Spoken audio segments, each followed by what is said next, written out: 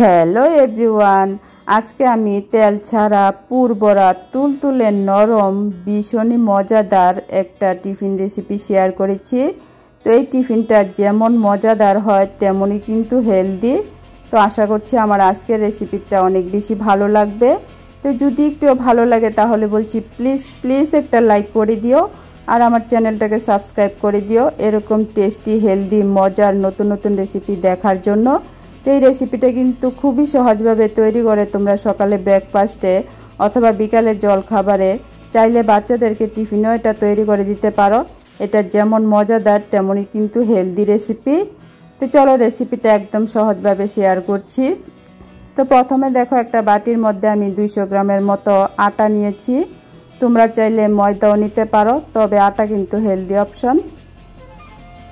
তো এখন আটার মধ্যে দিয়ে দিচ্ছি 1 চামচ চিনি, তারপর দিয়ে দিচ্ছি লবণ। তো এখানে আমি পরিমাণ মতো লবণ দিয়েছি। তো এখন আটা আর চিনি লবণটা ভালো করে মিশিয়ে নিলাম। তো মিশিয়ে নেওয়ার পর এখন দিয়ে দিচ্ছি 2 থেকে 3 চামচের মতো দই।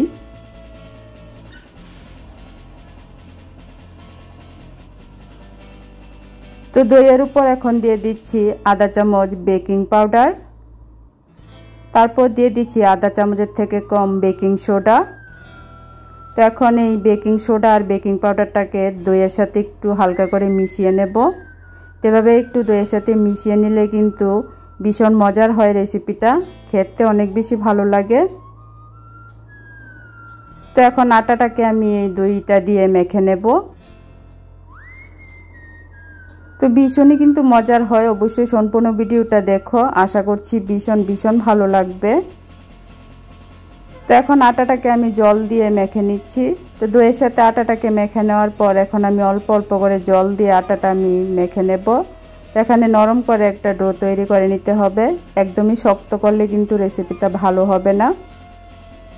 তো দেখো একটু নরম করেই কিন্তু আমি আটাটা মেখে নিয়েছি। তো এখন আটার উপর আমি একটু সাদা তেল লাগিয়ে নিচ্ছি, যাতে আটাটা রেস্টে রাখার ফলে শক্ত হয়ে না যায়, নরম থাকে যাতে। তো এখন আমি ঢাকনা দিয়ে 10 মিনিট এটাকে রেস্টে রেখে দেব। তোমরা চাইলে আধা ঘন্টা বা 1 ঘন্টা রাখতে পারো, তাহলে কিন্তু আরও বেশি রেজাল্ট ভালো হয়। তো এখন আমি কিছু সবজি নিয়েছি।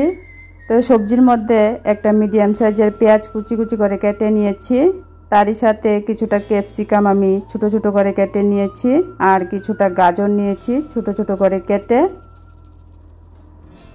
তো তারপর একটা ছোট সাইজের আলু আমি ছোট ছোট করে কেটে ধুয়ে জলে ভিজিয়ে রেখেছিলাম, সেই আলুটা আমি নিয়ে নিচ্ছি।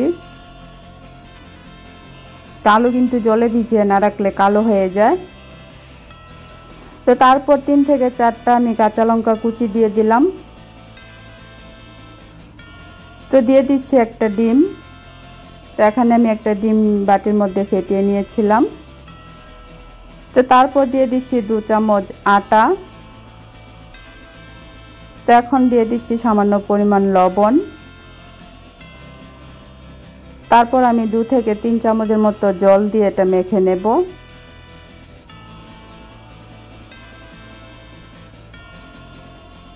তো ডিমের সাথে সবজিটা আমার মাখা হয়ে গেছে। তো গ্যাসের চুলায় আমি একটা কড়াই বসিয়ে 1 চামচ তেল দিয়ে দিলাম। তেলটা হালকা একটু গরম হয়ে যাওয়ার পর এখন ডিম আর সবজির মিশ্রণটা আমি ঢেলে দিচ্ছি। তো ভীষণই কিন্তু মজার টেস্টি হেলদি রেসিপিটা, অবশ্যই সম্পূর্ণ ভিডিওটা দেখে একবার অন্ততপক্ষে এভাবে বানিয়ে খেয়ে দেখো, ভীষণ ভালো হয় খেতে। তো দেখো কিছুটা সময় হয়ে যাওয়ার পর এখন এটা আমি নাড়াচাড়া করে ডিমের ভুর্জি যেরকম হয় সেরকম করে নিচ্ছি। তো কালারের জন্য এখানে আমি সামান্য পরিমাণ হলুদ দিয়ে দিচ্ছি। তো তোমরা চাইলে ঝাল বেশি খেতে চাইলে একটু গুঁড়া লঙ্কা বা চিলি ফ্লেক্স দিতে পারো। তো হলুদটা দিয়ে নাড়াচাড়া করে মিশিয়ে নেওয়ার পর এখন আমি ঢাকনা দিয়ে মিডিয়াম আঁচে 2 মিনিট বসিয়ে রাখবো। তো 2 মিনিট পর আমি ঢাকনাটা উঠিয়ে নিচ্ছি।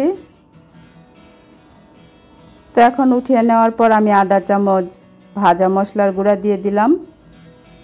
তো দিয়ে এখন নাড়াচাড়া করে সব কিছুর সাথে ভালো করে মিশিয়ে নেব।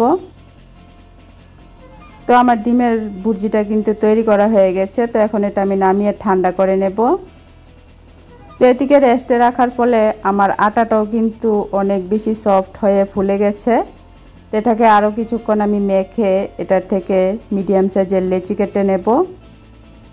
তো দেখো এখানে আমি 4টা লেচি কেটে নিয়েছি। তো রুটি তৈরি করতে যেরকম লেচি তৈরি করা হয় সেরকমই আমি লেচিগুলি তৈরি করেছি।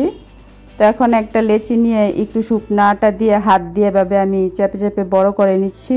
তোমরা চাইলে কিন্তু বেলনি দিয়ে বেলে একটু বড় করে নিতে পারো, তবে বেশি পাতলা করলে কিন্তু ভালো হবে না, একটু ভারী করলে কিন্তু রুটিগুলি যেমন ফ্লপি হবে তেমনই কিন্তু নরম হয়ে ফুলে উঠবে, খেতেও ভীষণ ভালো হবে।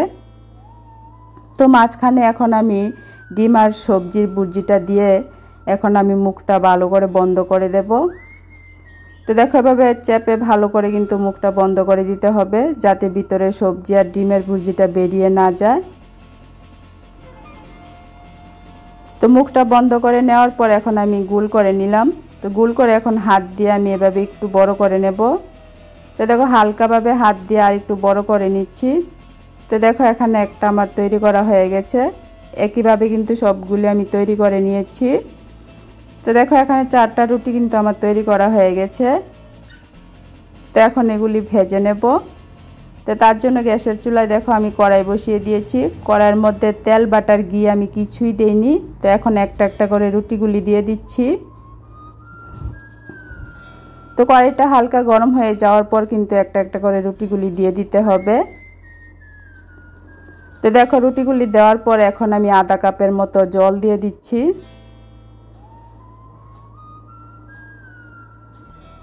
তো আধা কাপের মতো আমি জল দিয়ে দিয়েছি। তো এখন আমি ঢাকনাটা বন্ধ করে মিডিয়াম আঁচে বসিয়ে রাখবো যতক্ষণ পর্যন্ত না জলটা শুকিয়ে যায়। তো দেখো জলটা শুকিয়ে যাওয়ার পর এখন আমি ঢাকনাটা উঠিয়ে দেখাচ্ছি কি সুন্দর ফুলে উঠেছে। তো জলটা শুকিয়ে যাওয়ার পরই কিন্তু এগুলিকে উল্টে দিতে হবে। তো একটা একটা করে আমি সবগুলি উল্টে দিচ্ছি। তো এগুলি কতটুকু খেতে মজার হয় একবার বানিয়ে না খেলে বুঝতে পারবে না, একদমই তুলতুলে নরম হয় আর খেতে ভীষণ ভীষণ মজার হয়। একবার অন্ততপক্ষে এভাবে বানিয়ে খেয়ে দেখো, আশা করছি বাচ্চা থেকে বড় সবারই অনেক বেশি ভালো লাগবে। তো দেখো উল্টে দেওয়ার পর এখন উপর দিয়ে আমি একটু ঘি ব্রাশ করে দিচ্ছি।